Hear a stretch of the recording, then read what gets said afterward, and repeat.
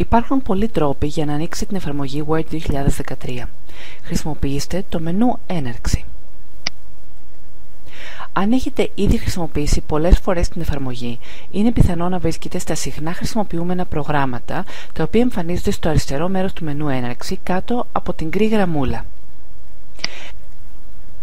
Μπορεί να την έχετε καρφιτσώσει στο αριστερό μέρος του μενού Έναρξη πάλι, αλλά επάνω από την γκρι γραμμούλα, οπότε θα τη βρίσκετε πολύ πιο εύκολα. Μπορείτε επίσης στην αναζήτηση προγραμμάτων και αρχείων να αναζητήσετε την εφαρμογή γράφοντας τα 2-3 πρώτα γράμματα του ονόματός της και μετά να κάνετε κλικ επάνω της ή να πατήσετε απλώς το Enter.